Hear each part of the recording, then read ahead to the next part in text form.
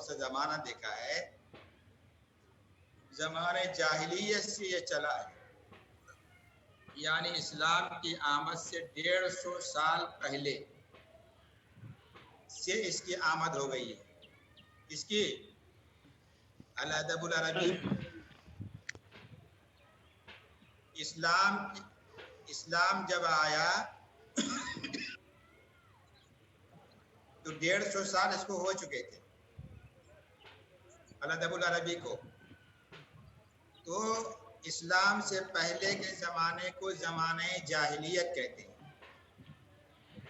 زمانے جاہلیت میں یہ آ چکا تھا۔ ہاں ٹھیک، ہاں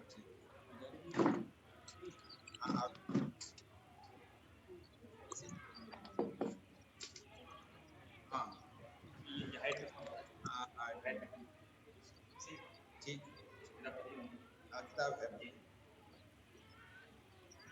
تو الادب العربی کا یہ پہلا زمانہ ہے، اس نے بڑی ترقی کی۔ امراء القیس کا نام سنا ہے؟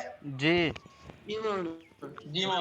زمانے جاہلیت کا بڑا شاعر ہے، اس کا شعر آپ نے پڑھا ہے نا، نبکی من ذکر حبیبی و منزلی، یہ اسی کا شعر ہے، یہ زمانے جاہلیت کا شاعر ہے، یہ غزل کا شاعر تھا، بڑا وہ تھا، دل پھیک تھا، کبھی چوکتا نہیں تھا۔ اس کے بعد جب اسلام آیا تو اسلام کی آمد سے لے کر کے ہجرت تک، اسلام کی آمد سے لے کر کے ہجرت تک ہے زمانے اسلامی، اسلامی زمانے کا دور اول ہے یہ، اسلامی زمانے کا دور اول ہے۔ ہجرت کے بعد سے لے کر کے بنی امیہ کی حکومت قائم ہونے تک دور ثانی ہے، دور اسلامی کا دور ثانی، اور بلکہ بنی امیہ میں سن 41 تک دور اول، اور اس کے بعد بنی امیہ کی حکومت جو قائم ہوئی ہے 132 تک، وہ دور اسلامی کا دور ثانی ہے، سب کے دو ادوار ہیں۔ پھر 132 میں حکومت ختم ہو گئی بنی امیہ کی، تو اس کے بعد 132 سے دور عباسی شروع ہوا، دور عباسی شروع ہوا 332 تک، 332 تک یہ بڑا شباب کا زمانہ ہے۔ عربی ادب کے لیے کس چیز کا زمانہ ہے؟ یہ شباب کا زمانہ ہے۔ اور 332 سے لے کر کے 656 تک کا جو زمانہ ہے، تو کہتے ہیں اس کے اندر عربی ادب کو زوال ہو گیا، اس کے اندر عربی ادب کو زوال ہو گیا۔ دور عباسی کا بھی دو دور ہے، دور اول اور دور ثانی۔ یہ جو آپ پڑھیں گے ابھی آپ اشعار، یہ دور اسلامی ثانی کے اشعار آپ پڑھیں گے، دور اسلامی ثانی کے اشعار آپ پڑھیں گے، اور دور عباسی کے ابتدائی دور کا ادب پڑھیں گے۔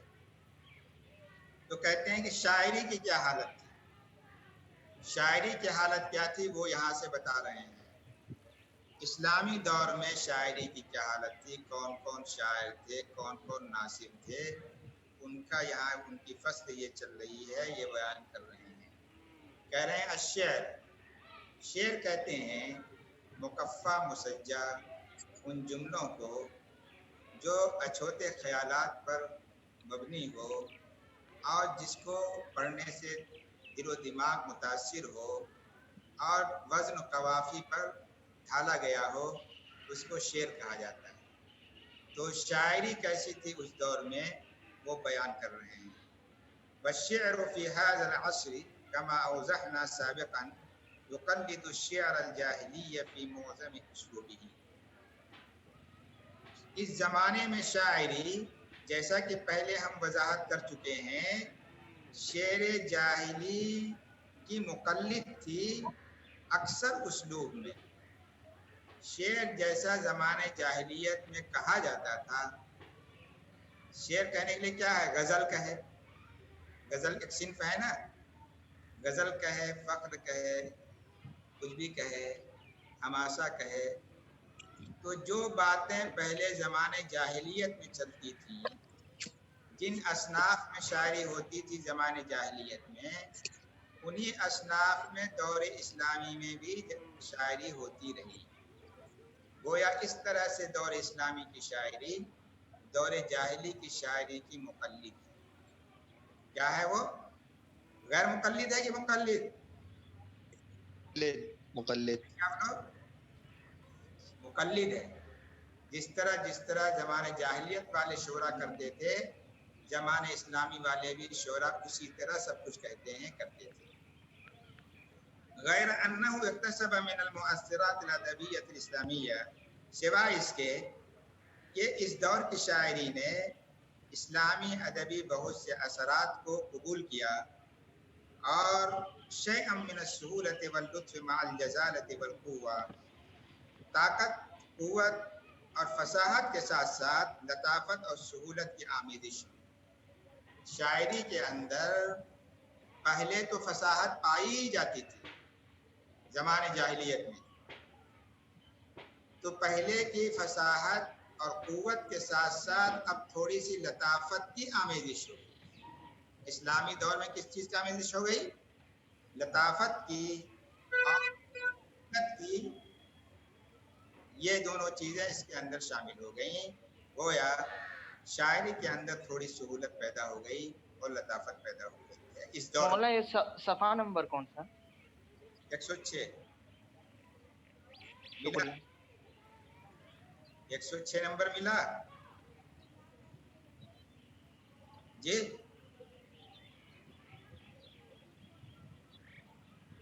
ارے 106 نمبر دیکھا؟ جی جی جی مولانا جی مل گیا. جی مولانا مل گیا. اچھا دیکھیے، سب سے پہلی صنف اور پرانی صنف، قدیم صنف جو غزل ہے شاعری میں، غزل ہے. غزل کہتے ہیں، غزل کہتے ہیں. غزل. تو غزل کے اندر جو اشعار اس زمانے میں کہے گئے ہیں وہ یہاں پر بیان کریں گے. اما الغزل فقد قضی فیہ فی هذا العصر شعر النصیب والحب العذری بوجہ خاص. جہاں تک اس زمانے کے غزل کا تعلق ہے تو اس زمانے میں اس کے اندر نصیب کی شاعری اور حب عذری کی شاعری خاص طور سے بڑی طاقتور ہوئی. نصیب کی شاعری اور حب عذری کی شاعری بڑی طاقتور ہوئی. نصیب تو کہتے ہیں غزل، جیسے آپ کو سمجھایا میں نے، غزل کس کو کہتے ہیں؟ حسیناؤں سے لطف محبت کی باتیں کرنا. اور نصیب کہتے ہیں غزل جب کسی سے محبت ہو جاتی ہے، کسی خاتون سے، تو رات کو نیند نہیں آتی ہے نا. جی. آپ لوگوں کو معلوم نہیں ہے کیا رات کو نیند آتی ہے؟ ہر اسی فکر میں لگا رہتا ہے. اور اگر پچھڑ جاتا ہے کہیں، اپنے شہر سے دوسرے شہر چلا جاتا ہے، تو کسک پائی جاتی ہے، سوزش پائی جاتی ہے، دل میں درد ہوتا ہے، سر میں درد ہوتا ہے. یہ سب چیزیں پائی جاتی ہیں کہ نہیں؟ جی. یہ سب پائی جاتی ہیں. تو نصیب اسی کو کہتے ہیں کہ جب فراق کے نتائج پائے جائیں، فراق محبت کے بعد فرقت و فراق کے جب نتائج ہوں گے شامل، تو اس کو نصیب کی شاعری کہتے ہیں. یعنی شاعر اپنی محبت کو بیان کرتا ہے، اپنے درد کو بیان کرتا ہے، اپنی الفت کو بیان کرتا ہے، اپنے کسک کو بیان کرتا ہے. ان چیزوں کو بیان کرنے کا نام کیا ہے غزل میں؟ نصیب کی شاعری. اس کی شاعری نصیب کی شاعری. اور حب العذری کہتے ہیں، قبیلہ عذرا ایک قبیلہ ہے، عذرا ایک قبیلہ ہے. وہاں کے نوجوان جو ہیں محبت کرنے میں، عشق کرنے میں بڑے آگے تھے. عشق کہتے تھے کہ میں عشق کرتا ہوں اللہ کے لیے، میں عشق جنسیت کے لیے نہیں کرتا ہوں. عورت کے پانے کے لیے میں عشق کرتا ہوں بلکہ برائے خدا میں عشق کرتا ہوں، عشق کے لیے کرتا ہوں اور جنسیت کے حصول کے لیے عشق نہیں کرتا ہوں، میرا عشق جو ہے پاک ہے۔ تو قبیلے عذرا کے لوگ چونکہ زیادہ یہ کام کرتے تھے اسی لیے اس محبت کا نام ہی عذری رکھ دیا گیا۔ کون سا نام رکھا گیا؟ کبھی عذری عذری نام رکھا گیا۔ تو حب عذری کو اور نصیب کی شاعری کو اس زمانے میں بہت زیادہ قبولیت حاصل ہوئی اور طاقت پیدا ہوئی۔ بات سمجھ میں آئی کہ نہیں؟ جی جی اما نصیب، جہاں تک نصیب کا تعلق ہے فهو موضوع يتحدث فيه الشاعر عن معاني التأثر والانفعال۔ کہتے ہیں جہاں تک نصیب کا تعلق ہے تو ایسا موضوع ہے جس کے اندر شاعر بیان کرتا ہے اپنے تاثر اور اپنی پشیمانی کے معنی کو بیان کرتا ہے جو محبت اور سرگشتگی کی وجہ سے پیدا ہوتی ہے۔ من الحب والہیام، من الحب والحجام، ہویام، والہیام، محبت اور ہویام کے معنی مولانا؟ سرگشتگی فریفتگی کی وجہ سے پیدا ہوتی ہے۔ بات سمجھ میں آئی کہ نہیں؟ جی جی آپ لوگ محبت کرتے نہیں تو پتہ کیسے چلے گا؟ اور موضوع لطیف رقیق مؤثر، یہ موضوع کیسا ہے؟ یہ نصیب کی شاعری، حب عذری کی شاعری کا موضوع کیسا ہے؟ بہت لطیف ہے، بڑی مؤثر ہے، بہت رقیق ہے۔ یختلف عن التشبیب، اور تشبیب کی شاعری سے یہ مختلف ہے۔ کیا کیا پڑھا؟ نصیب کی شاعری، یختلف عن شاعری، یہ شاعری جو ہے تشبیب کی شاعری سے الگ ہے۔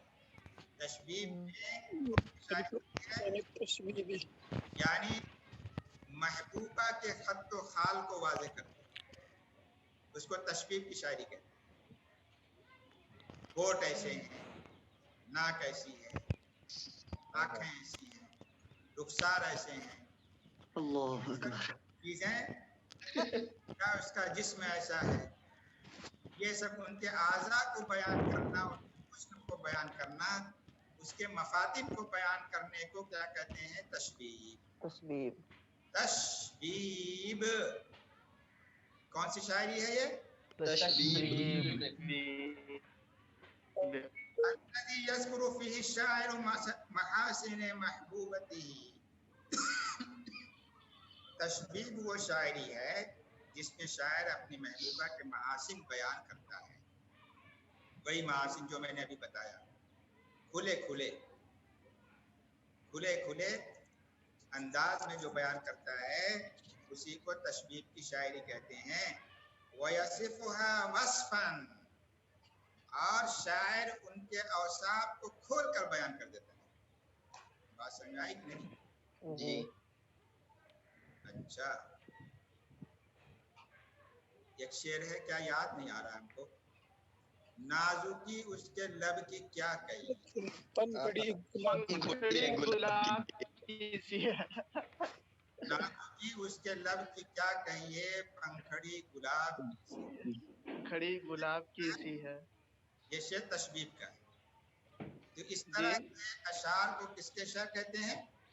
تشبیب کے، تشبیب کے لیے، محاسن، حسن بیان کرنے کے لیے ایک دم کھول کر بیان کر دیتے ہیں۔ وصفہ یا صفہ کے معنی کیا ہوتا ہے؟ بیان بیان کرنا، کرنا، صفت کرنا۔ کھول کر بیان کرنا۔ احسن نموذج فی النصیب، اور نصیب کی شاعری میں سب سے شاندار نمونہ اگر ہے وہ شعر سمت بن عبداللہ، وہ سمہ بن عبداللہ کی شاعری ہے، اشعار ہیں۔ وکان اموی زمانے، وہ اموی دور کے شاعر ہیں، وہ اموی دور کے شاعر ہیں۔ یقول عندما یضطر الى مفارقة البلد الذي كان يجمعه وحبيبته معا، کہتے ہیں کہ یہ شعر اس نے اس وقت کہا ہے جبکہ وہ اپنے شہر کو دار مفارقت دینے پر مجبور مجبور ہو گیا وہ شہر جو اس کو اور اس کی محبوبہ کو جمع کیے گا تھا، یعنی جس شہر میں وہ رہتا تھا اور اس کی محبوبہ رہتی تھی، وہ شہر چھوڑنے پر مجبور ہو گیا۔ جب مجبور ہو گیا، جب رخصت ہونے لگا تو یہ شعر کہا اس نے، یہ نصیب کی شاعری، نصیب کی شاعری، جو کسک اس کے اندر پائی جاتی تھی، جو تڑپ پائی جاتی تھی اور جو درد پایا جاتا تھا اس وقت محبوبہ کے تعلق سے، وہ اس نے ان اشعار میں بیان کیا ہے۔ نصیب کی شاعری کیسی ہوتی ہے اس کا ایک جو ہے ایک جھلک یہاں پر دکھائی گئی ہے، ایک نمونہ دیا گیا ہے تاکہ آپ سمجھ سکیں کہ نصیب کی شاعری کیا ہے۔ کہتے ہیں کہ سمہ بن عبداللہ کو اپنے چچا زاد بہن غیہ سے بڑی محبت ہو گئی، سمجھ رہے ہیں؟ جی اور محبت پاک محبت ہو گئی، تو اس نے شادی کرنے کا فیصلہ کیا، اپنے والد سے کہا کہ میں ریہ سے شادی کروں گا۔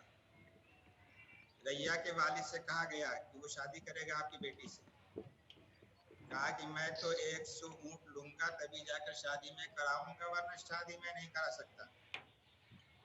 کہا کوئی حرج کی بات نہیں، لے جاؤ یہ پورا گملہ اٹھا کر دے دو، یہ اونٹوں کا جھنڈ لے جاؤ وہ دے دو، شادی کر کے لا۔ لے گیا سارا اونٹ ہانک کر کے، اب شادی کر دو۔ تو اس نے بجائے شادی کرنے کے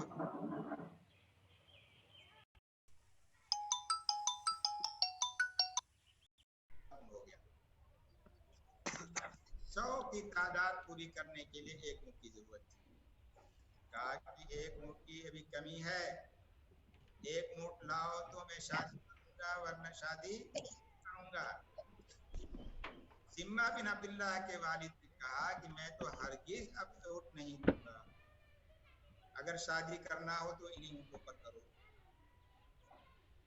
دونوں میں جدم جدہ ہو گئی، اس کی وجہ سے بیچارہ سمہ بن عبداللہ محروم ہو گیا، نہ اس نے 1 اونٹ کا اضافہ کیا اور نہ اس نے اپنی بیٹی کی شادی کی، جس کی وجہ سے یہ بہت زیادہ پریشان ہوا۔ پریشان ہونے کی وجہ سے اس نے شہر ہی کو چھوڑ دیا۔ جب وصال نہیں ہوگی، وصال نہیں ہوگا تو ہم اس شہر میں رہ کے کیا کریں گے، لہٰذا یہ شہر چھوڑ کر کے دیہات کی طرف نکل گیا۔ جب دیہات کی طرف نکل گیا تو اب بار بار پلٹ پلٹ کر دیکھ رہا ہے، شہر کو دیکھ رہا ہے، محبوبہ کے قبیلے کو دیکھ رہا ہے، لیکن تسلی نہیں ہو رہی ہے۔ اس وقت اس نے یہ اشعار کہے، کیا کہا؟ حننت إلى ريا ونفسك باعدت مزارك من ريا وشعباكما معا۔ آپ لوگ پڑھیے ذرا اس کو، سب آدمی مل کے پڑھیے، کیسے پڑھا ہم نے؟ حننت إلى ريا ونفسك باعدت وشعبك معا حننت إلى ريا ونفسك بعدت مزارك من ريا وشعبا كما معك حننت إلى ريا ونفسك باعدت حننت نہیں حننت، حننت إلى ريا ونفسك باعدت، حننت إلى ريا ونفسك بعدت مطارك من ريا وشعبا كما معك كما معا اے بھائی شعباكما ہے، كما معك شعباكما معا۔ سنیے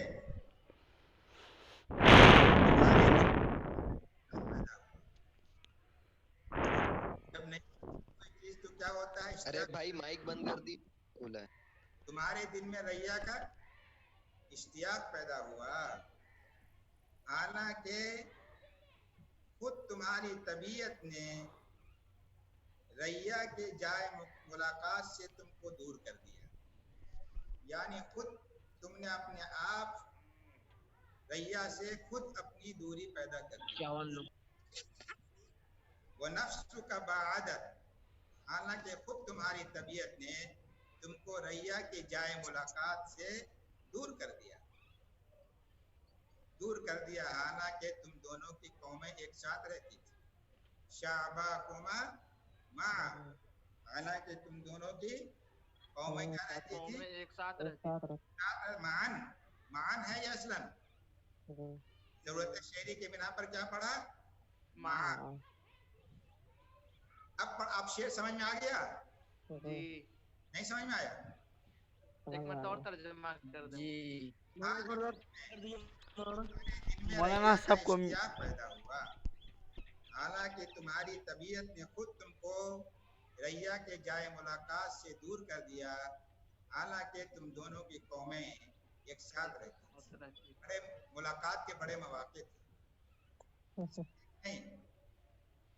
फमा हसन अन ताती अल-अम्र ताइअन व तजज़ा अन दाई as-sababati asma'। फमा हसन, ये तो अच्छी बात नहीं है, पूछे इश्क में खुद से आओ, अंताती अल-अम्र, इश्क करने के लिए कौन कहा था तुमसे? किसी ने कहा था खुद से तुमने इश्क किया है? पूछे इश्क में तुम खुद से आओ, तायान, खुद से, अपनी मर्जी से, और जब रसूल मोहब्बत तुमको आवाज दे, दाई सबाबा, रसूल मोहब्बत तुमको आवाज दे तो जजा फजा करो, क्रोध हो, वावेला मचाओ, ये तो ठीक बात नहीं है। जब इश्क किया है तो आलूदे इश्क क्यों हो, आलूदे शिकवा क्यों हो? जब इश्क किया है तो फिर आलूदे शिकवा क्यों हो? तुमको आलूदे शिकवा नहीं होना चाहिए, शिकवा शिकायत अब नहीं करना चाहिए। तो क्या तर्जुमा किया हमने? कमा हसनुन अन तातियल अम्र ताइअन, ये तो कोई अच्छी बात नहीं है, चाहे इश्क में तुम खुद से आओ और रसूल मोहब्बत तुम्हें आवाज दे तो तुम जजा फजा करो, ये कोई अच्छी बात नहीं है। बात समझ में आई? مولانا बतजज़उ अस्मा, इस्मा क्या था? अस्मा, अस्मा, अस्मा युस्मिउ इस्मान है, ये जरूरत शेरी की बुनियाद पर आया दिया है तो अस्मा हो गया। तुमको रसूल मोहब्बत सुनाए, आवाज दे तो तुम क्या करने लगे? जजा फजा करने लगे। और समझ में आई? जी की सबबतु कि वतजज़उ सबबत की सबबतु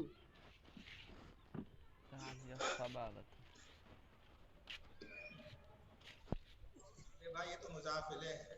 सबबती सबबती انداع الصبا सुनिए, इफा वद्या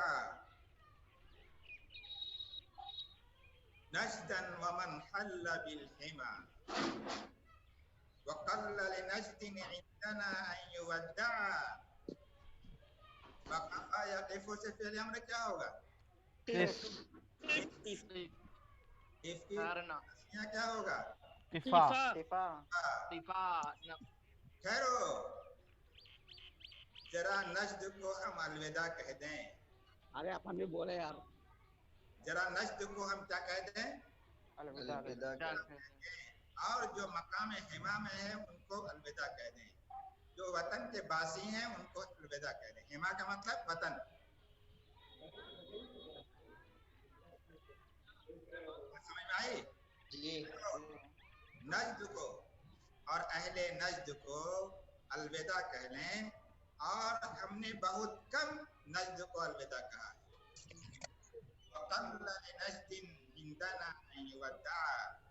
बहुत कम ऐसा हुआ है मेरे नजदीक कि उसको अलविदा कहा गया है। ऐसा मकाम है कि उसको अलविदा कहना नहीं चाहिए, खूबसूरत मकाम, जाना नहीं चाहिए। तो बहुत कम ऐसा हुआ है हमारे नजदीक कि उसको अलविदा कहा गया है। ठहरो ठहरो, टिफ टिफ, क्या कहा? ठहरो। अरे भाई दो बार कहेंगे ठहरो ठहरो तो क्या हो जाएगा? तस्निया हो जाएगा कि नहीं? जी तो यहाँ पर ताकीद के लिए दो बार कहने की वजह से यहाँ पर किफा आया है। यहाँ पर उनके दो दोस्त खड़े हैं, उनको किफा कहा गया है। یہ بات نہیں ہے. جی بلکہ کیا ہے اصل میں؟ ڈبل 2 مرتبہ کی وجہ سے کہا. ٹھہرو اسی لیے تسمیہ کہا ہے. کفا بدع نجدن ومن حل بال حل حما کہتے ہیں جس کی رکھوالی کی جائے اور جس سے دشمنوں کو محفوظ رکھا جائے اس کو کیا کہتے ہیں؟ حما. اور مادر وطن کو کیا کیا جاتا ہے؟ سب سے محفوظ رکھا جاتا ہے. محفوظ رکھا جاتا ہے کہ نہیں؟ انگریز سے محفوظ رکھا گیا کہ نہیں؟ یہ مادر وطن ہے، یہ حما ہے ہم لوگوں کا. اور اہل وطن کو خیر بات کہہ دیں اس سے پہلے ٹھہرو کہ نجد اور اہل نجد کو رخصت کر لیں، اور ہمارے نزدیک یہ بہت کم ہوا ہے کہ ان کو رخصت کیا جائے. ہم نے تو اس میں ہمارا تو ادب پڑھا رہے ہیں، ہمیں ادب پڑھا رہے ہیں. آپ کی آواز نہیں آ رہی ہے. آئے تمہارے تلك الأرض ما أطيب الربا وما أحسن المصطفى والمتربع. اس سرزمین پر میری جان قربان،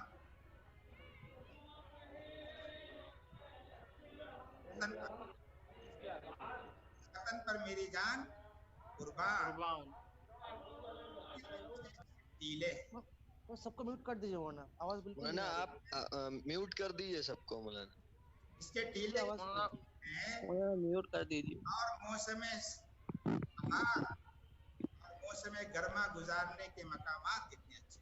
مصطاف کہتے ہیں موسم گرما گزارنے کی جگہ، متربع کہتے ہیں موسم بہار گزارنے کی جگہ. یاد رکھیے گا یہ سب. اور مانا جو ہے کیا ہے؟ یہ فعل تعجب ہے. جی کیا ہے؟ فعل تعجب ہے اللہ کے وزن پر. لنفسی تلك الارض ما اطيب الربا وما احسن المصطفى والمتربع. اس سرزمین پر میری جان قربان، کتنے اچھے ٹیلے ہیں، اور موسم بہار اور موسم گرما گزارنے کے مقامات کتنے حسین، کتنے اچھے اور حسین ہیں. وَلَيْسَتْ عَشِيَّاتُ الْحِمَى بِرَوَاجِعٍ عَلَيْكَ وَلَكِنْ خَلِّ عَيْنَيْكَ تَدْمَعَ. اب وطن کی شامیں لوٹنے والی نہیں. کیا کہہ رہا ہے شاعر؟ وطن کی شامیں لوٹنے والی نہیں. خوش ہو کے کہہ رہا ہے، تینوں کے کہہ رہا ہے کہ خوش ہو کے کہہ رہا ہے؟ غم میں کہہ رہا ہے، غمگین ہو کر کہہ رہا ہے اب یہ شامیں دوبارہ ملنے والی نہیں ہے. نہیں ہے علیہ کا تمہارے اوپر، لیکن اب اپنی آنکھوں کو چھوڑ دو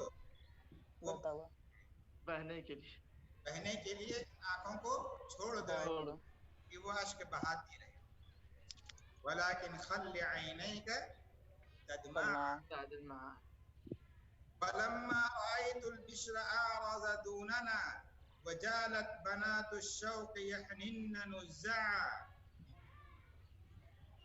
بشر کوہ کو کہتے ہیں، کوہ کا نام ہے. کوہ میں نے سمجھتے جی ہاں کوہ بشر. جب میں نے کوہ بشر کو دیکھا ہمارے درمیان حائل ہو گیا. مطلب جا رہا تھا، جاتے جاتے وہ پلٹ کر کے دیکھ بھی رہا تھا کہ یہ ہمارا قبیلہ ہے، لیکن بشر کے پاس جب کوٹ میں چلا تو کہہ رہا ہے سب کو میوٹ کر دیجیے، بالکل آواز نہیں آ رہی ہے. آواز نہیں آ رہی ہے. میوٹ کر دیجیے، جب میوٹ کیجیے نا سب کو، آواز نہیں آ رہی، کلیئرلی آواز نہیں آ رہی ہے. سب ہنگامہ کر رہا ہے، بچے بہت شور مچا رہے ہیں. یہ چپ چاپ سنیے. کہتے ہیں جب میں نے دیکھا کوہ بشر کو کہ وہ حائل ہو گیا، آرز دوننا، وہ حائل ہو گیا ہمارے درمیان اور محبوبہ کے قبیلے کے درمیان حائل ہو گیا، اور شوق کی بیٹیاں انگڑائیاں لینے لگی. वजालत बनातु शौक, और शौक की बेटियां अंगराइयां लेने लगी। ये और इश्तियाक का इजहार करने लगी। यहनिन्ना नुज़्ज़ा, यहनिन्ना नाज़िआतुन की जमा नुज़्ज़ा। नाज़े कहते हैं मुश्ताक होने को, बहुत ज्यादा खुश। यहन्ना यहिन्नु है, यहनिन्ना माने मुश्ताक होना। बकत जब ऐसा हुआ, बकत ऐनिल युमना, ऐनिल युमना फलम्मा ज़जरतुहा अनिल जहली बादल हिल्मी अस्बलता मा। जब मेरी दाहिनी आंखें रो पड़ी, ये सब हुआ तो मेरी दाहिनी आंखें क्या हुआ? रो पड़ी। मैंने हिल्म के बाद जहल से जब उसको डांटा, ये क्या रो क्यों रही हो? जब हिल्म के बाद जहल से मैंने उसको डांटा, अस्बलता मा, एकदम से दोनों आंखें छलक पड़ी। दोनों आंखें क्या हो गई? छलक पड़ी। तो एक ही आंख रो रही थी ना जी। जब उसको डांटा, तो अब एक नहीं दोनों आंखें क्या हो गई? अश्क बार हो गई, छलक पड़ी, अश्क बार हो गई, बहने लगी। तलफ़्फ़तु नहवल हय्य हत्ता वजदतुनी वजिअतु मिनल इस्गाइ लीतम व अख्दा। कबीले की जानिब में मुंह मुड़ के देख रहा था। तलफ़्फ़ता के माने क्या होते हैं? मुड़ना। तो मैं कबीले हय माने कबीला, कबीले है, मुड़ मुड़ के मैं देख रहा था, यहाँ तक कि मैंने अपने आप को ऐसा पाया कि बार बार मुड़ने की वजह से मेरी दो रगों में तकलीफ हो गई, एक रगे अख्तान और एक रगे लीत। ये गर्दन में जो मोटी मोटी रगें होती हैं, दोनों किनारे होती कि नहीं? अरे पर जब आप आते हैं पलट कर इधर देखना होता है पीछे, तो गर्दन में तकलीफ होती है कि नहीं होती है? जी होती है। होती है। वो तकलीफ तो एक बार की है, ये बेचारा तो बार बार देख रहा था। इसके गर्दन में कितनी तकलीफ होगी कि नहीं? तलफ़्फ़तु नहवल हय्य हत्ता वजदतुनी वजिअतु मिनल इस्गाइ लीतम व अख्दा। तो मैं कबीले की जानिब मुड़ मुड़ कर देख रहा था, यहाँ तक कि मैंने अपने आप को पाया कि बार बार मुड़ने की वजह से रगे लीत और रगे अख्दा में मुझे तकलीफ होने लगी। अरे अब क्या देखिए आखिरी बात, वअज़कुरु अय्यामल हिमा सुम्मा अंसनी, वअज़कुरु अय्यामल हिमा अंसनी। सना यसनी के माने होते हैं मुड़ना, सना यसनी के माने मुड़ना।